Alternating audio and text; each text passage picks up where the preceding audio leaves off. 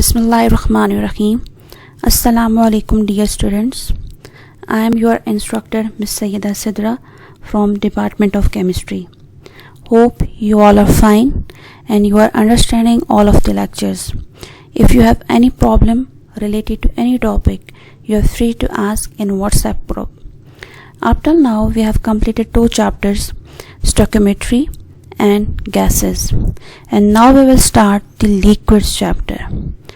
First, starting the introduction of liquids in comparison to the gas and solid. Very simple definition of liquid is that the material that assumes the shape of the container without filling it completely. Liquids have definite volume, but they don't have definite shape. While the gas is the material that attains the shape of the vessel while filling it completely, and the solid is the material which neither fill the container nor attain the shape of the vessel. So all these are the very simple definition of liquid, gas and solid. We can compare all of these three in different terms. First, we will discuss in terms of arrangement of the molecules. In gas, the molecules, they are far apart from each other because we have a lot of intermolecular spaces present among the gas molecules. So due to this, they can fill the container completely. While in case of liquids, the molecules, they are not fixed to one position, but they are in close contact with each other as compared to the gases. So, and the molecules in the liquids, they are also in constant state of the motion, but their motion is not so free as in the gas molecules. While in solids, the molecules, they are closely packed to each other, they are fixed to one position, they are not free to move, so they will not attain the shape of the vessel nor fill the container completely. This simple definition of liquid, it applies to most of the liquids with few exceptions. For example, we have glasses and polymers. They appear to be solid at room temperature, but when temperature increases, they behave like liquids. The cohesive forces present among the liquids are stronger as compared to the gases. What are the cohesive forces? The cohesive forces are the forces present among the molecules of the liquid. Next, we have kinetic intermolecular interpretation of liquids. Kinetic molecular theory, it applies to all of the liquid. We have different postulates of kinetic molecular theory. I have given them in the form of headings. You can learn these headings so it will be easier for you to attempt in the exams. First, the composition. A liquid is basically composed up of the molecules which can touch each other. Means if we compare them with the gases, in gases the molecules, they are far apart from each other, they are free to move, while in case of the liquids, the molecules are in close contact with each other. They are not fixed, they can move, but they are in close contact with each other. Second one, we have movement. The molecules of the liquid, they are in constant state of motion, but their motion is restricted due to the less intermolecular spaces present among the molecules of liquid. I will show you a video which will explain about the composition and the movement of liquid molecules. Just have a look at these three containers. In this, we have gas, liquid and solid. The gas molecules, they are in constant state of motion and they are free to move in this whole container, and we have a lot of intermolecular spaces present among the molecules of gases. So if we open the lid of this container, the molecules will spread everywhere in the atmosphere. While in the liquids, the molecules, they are in constant state of the motion, but they can touch each other because intermolecular spaces are less as compared to the gas molecules. If we pour the liquid out of this container, so they will not spread everywhere in the atmosphere. Next, we have solids, in which molecules, they are fixed to one position, so their motion is restricted. Up till now, we have completed 2 points from kinetic molecular interpretation of liquids, composition and movement. The third one we have intermolecular forces. What are intermolecular forces? Basically, these are the forces of attraction present among the molecules. The intermolecular forces in liquids, they are stronger as compared to the gas, but they are less as compared to the solids. So they are not stronger enough to keep the molecules in a fixed position. So as you have seen in the previous video, which I have shown you, that the liquid molecules, they can slide each other. The fourth one point we have the relationship between average kinetic energy and absolute temperature. The average kinetic energy of liquid molecules is directly proportional to the absolute temperature. Why we use this term average kinetic energy? Because we have lot of molecules present in the liquid, so all of the molecules, they don't have the same kinetic energy. Some molecules they have less, some molecules they have greater kinetic energy. So the overall will be the average kinetic energy of all the liquid molecules, and this average kinetic energy is directly proportional to the absolute temperature. And the last point from kinetic molecular interpretation of liquids, we have that relation between molecules and vapor. That when we have constant temperature means that when temperature is not changing. So at constant temperature, the average kinetic energy of molecules is equal to the kinetic energy of vapors of liquid. So these are the 5 points from kinetic molecular interpretation of liquids. First, we have discussed about the composition, movement, intermolecular forces, relation between average kinetic energy and absolute temperature, and the last one we have discussed about the relation between molecules and vapors. So it will be easier for you to memorize these in terms of headings. The second topic from liquids chapter, we have properties of liquids, in which we will discuss different properties in accordance with the kinetic molecular theory. The first one we will discuss the diffusion. Very simple definition of diffusion, we can define it in this way, that the movement of molecules from higher concentration towards lower concentration. But in liquids, we can define it in this way, that the movement of liquid molecules from one place to another place due to the kinetic energy. If we compare the rate of diffusion in liquid versus gases, so the rate of diffusion in liquid is slow as compared to the gases. Why the rate of diffusion in liquid is slow?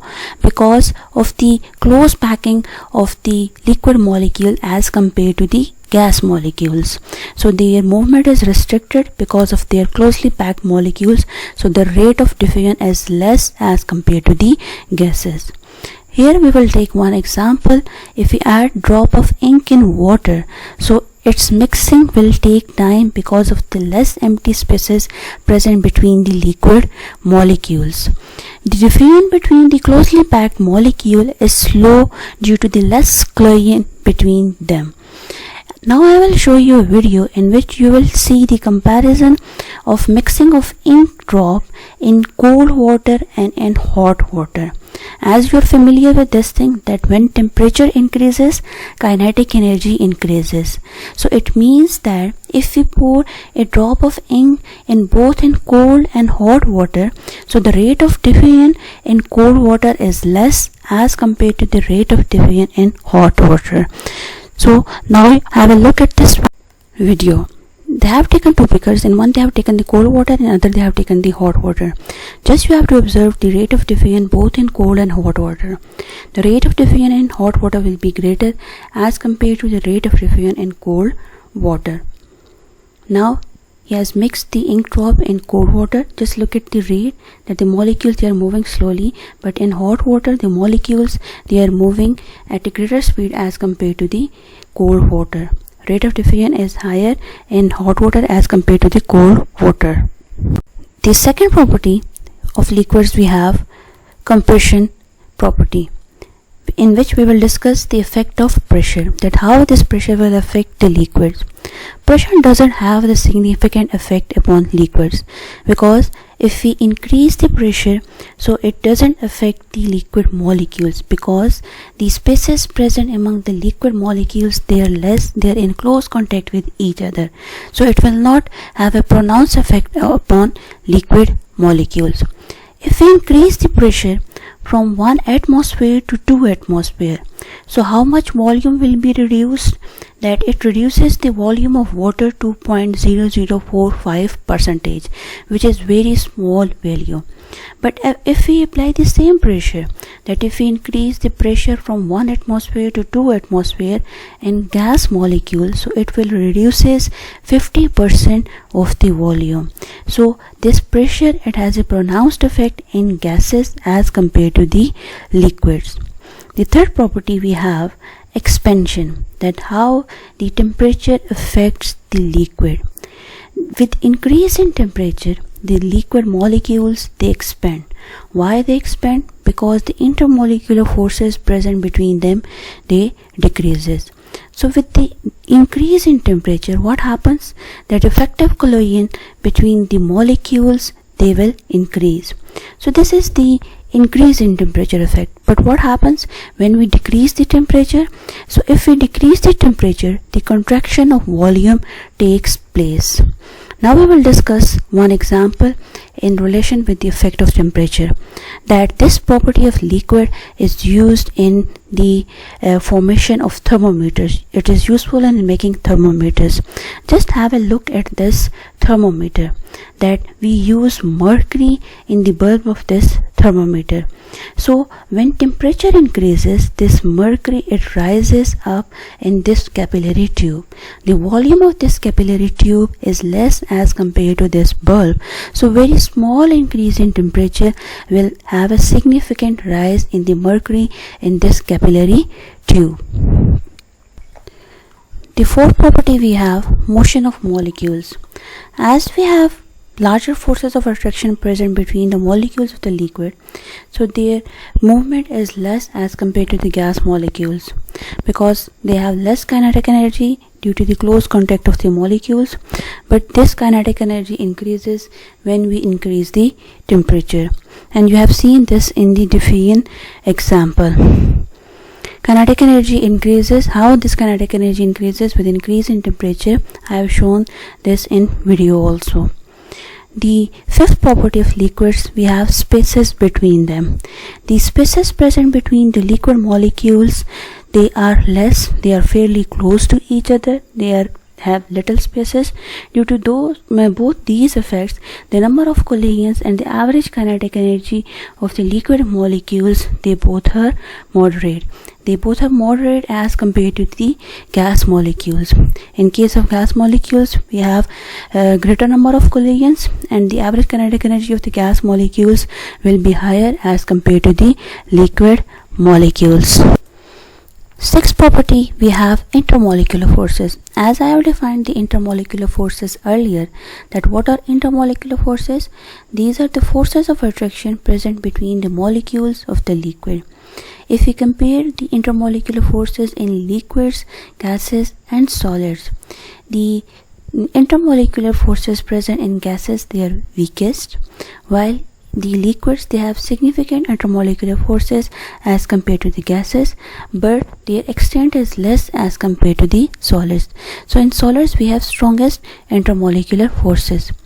In liquids, basically these intermolecular forces, they are responsible for the different properties like the boiling point of liquids, vapor pressure, surface tension, viscosity, heat of vaporization. All these properties of liquids, they depend upon the intermolecular forces present between the liquid molecules. And the last property we have kinetic energy based on kinetic molecular theory. That according to this kinetic molecular theory, the molecules, they have minimum movement and minimum collisions due to the strong intermolecular forces. As we have discussed earlier this thing, that why we have strong intermolecular forces? Because of the close contact of the liquid molecules. The examples we have the water molecules. That the water molecules, they have the low kinetic energy because of the strong hydrogen bonding. Hydrogen bonding is one type of the intermolecular force present in the water molecule. And that's all about the properties of the liquid. We have discussed 7 different properties of the liquid molecules. We have discussed about the diffusion, compression, expansion, their motion, their spaces between them, intermolecular forces, and kinetic energy. The third topic from liquids chapter, we have intermolecular forces. Now we will discuss the intermolecular forces in detail, that how many types of intermolecular forces are present among the liquid molecules. Why we are discussing them in detail? Because as we have seen earlier, that the major properties of the liquids like boiling point, heat of vaporization, surface tension, viscosity, they all are governed depending upon the intermolecular forces. The word intermolecular means, this inter means between, molecular means molecule. So the forces of attraction present among the molecules of the liquid are called as intermolecular forces. They are also known as van der Waals forces. Now just look at this example, that we have an example of this HCl. So this intermolecular means between molecules. This is one molecule of HCl, this is the second molecule of HCl. So the forces of attraction present between these molecules, they are termed as intermolecular attractions. While we have one another form of the force of attraction, we have intramolecular. Intramolecular means within one molecule. The force of attraction present between H and Cl is the intramolecular attraction, and here this is the bond between hydrogen and chloride. Next we have types of intermolecular forces. We have 5 different types of intermolecular forces present in liquids. We have dipole forces, ion dipole forces, dipole induced dipole forces, London dispersion forces, and the 5th one we have hydrogen bonding. In this lecture we will discuss the first 3, while these 2, London dispersion forces and hydrogen bonding, will be discussed in the next lecture. Now starting from the dipole forces. Dipole forces occurs in polar molecules, and we are familiar with this thing, that the polar molecules, they have charges at different parts of the molecule. So the force of attraction present between the different poles of the molecules are termed as dipole forces. These are basically the force of attraction between oppositely charged ends of the polar molecules. So we can say this thing, that the partial positive, partial negative, so the force of attraction present between these different oppositely charged ends of the polar molecule are termed as dipole forces. And these are the electrostatic interaction between the permanent dipoles in the molecule. While the strength of the dipole forces depends upon the extent of the polarity, that how much polar the molecule is, that its strength of the dipole forces, it is dependent upon the polarity of the molecules. Stronger the dipole forces, we will have more will be the thermodynamic parameters, like their boiling point will be more, heat of vaporization will be more, their melting point will be more, their heat of sublimation will be more. Now we will discuss one example from dipole forces. Now this is polar molecule. How we can say this thing, that this one is polar molecule? Because this hydrogen is bearing partial positive charge, while this chloride is also bearing partial negative charge. Why this chloride is having partial negative and hydrogen having partial positive? Because the electronegativity of chloride is more as compared to the hydrogen. So electronic density will be more shifted towards the chloride as compared to the hydrogen. So this chloride part, it bears partial negative, while hydrogen bears partial positive charge. and same applies for the second molecule of this HCl. When these two molecules they come closer to each other, so this negative present at one of the chloride, it will attract the positive present at the another hydrogen. So such type of force of attraction is termed as dipole attraction, and these are the permanent dipoles. They are not the temporary dipoles, these are the permanent dipoles, and these are between two molecules. So means this dipole force is one of the type of the intermolecular forces. The second and third type of intermolecular forces, ion dipole forces and dipole induced dipole forces, they are not given in your book, but we will discuss both of these. First, we will discuss ion dipole forces. What are the ion dipole forces? As the name indicates, that these are the force of attraction present between an ion and a molecule which is having dipole. Dipole mean two, poles mean having partial positive and partial negative charge. So how we can define these ion dipole forces? That an ion dipole force is an attractive force that results from the electrostatic attraction between an ion and molecule that has a dipole. Basically, these ion dipole forces, they occur in solution. And what type of solutions? That we have solutions of ionic compounds in polar liquids. The extent of the ion dipole forces increases as the charge on the ion increases, or as the magnitude of the dipole of the polar molecule increases. Now just have a look at this figure, so you will be easier to understand this topic. That if we have anion and cation and we have polar molecules, as we have defined it, these forces in this way, that these are the force of attraction present between an ion and molecule having a dipole. For example, if we have an anion, so it will attract the positive end of the polar molecule. So these will be the ion dipole forces. Or for example, if we have cation, positive charge, so it will attract the negative end of the polar molecule, and these will be the ion dipole forces. And third one, we have dipole induced dipole forces.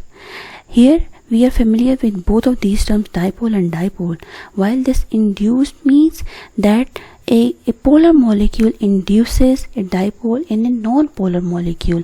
That when a polar molecule it approaches a non-polar molecule, so it will enforce the non-polar molecule to have dipoles in it.